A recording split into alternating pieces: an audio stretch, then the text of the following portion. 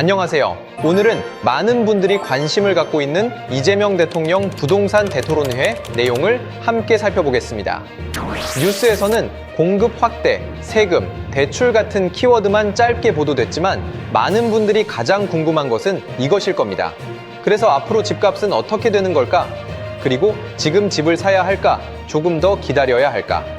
이번 토론회는 아직 새로운 부동산 정책을 확정해 발표한 자리는 아닙니다.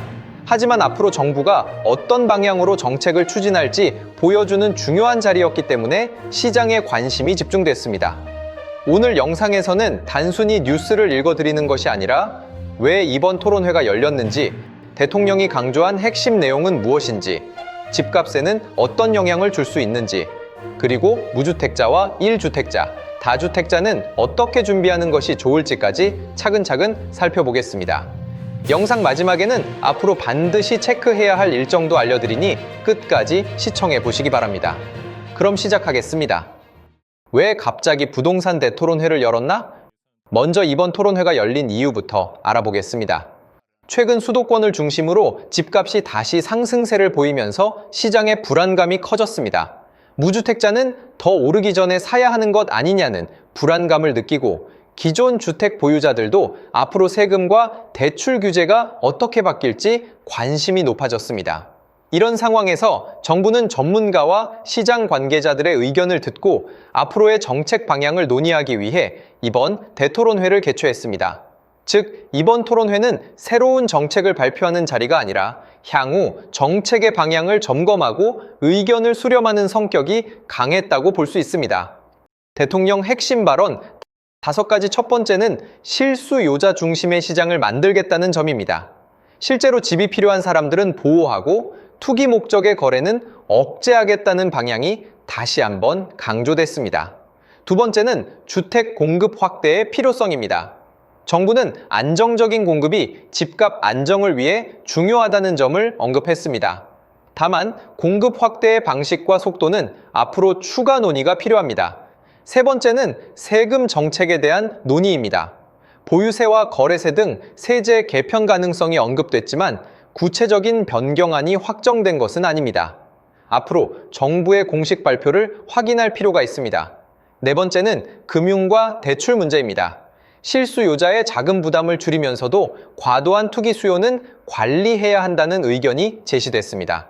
다섯 번째는 시장과의 소통 강화입니다. 정부는 앞으로도 전문가와 국민 의견을 지속적으로 반영하겠다는 입장을 밝혔습니다.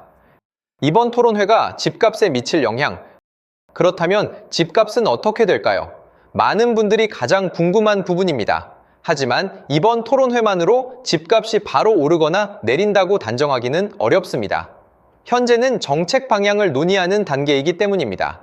다만 시장에서는 몇 가지를 주목하고 있습니다. 공급 확대가 실제로 속도를 낸다면 중장기적으로 가격 안정에 도움이 될 수 있다는 의견이 있습니다. 반면 공급이 예상보다 늦어지거나 수요가 계속 증가한다면 가격 상승 압력이 이어질 가능성도 있습니다. 결국 앞으로 발표될 구체적인 정책 내용이 시장의 방향을 결정하는 중요한 변수가 될 것으로 보입니다. 주택자와 타주택자별 대응 전략. 먼저 무주택자입니다. 급하게 매수하기보다는 앞으로 발표될 정책과 대출 제도의 변화를 함께 확인하는 것이 중요합니다. 다음은 1주택자입니다.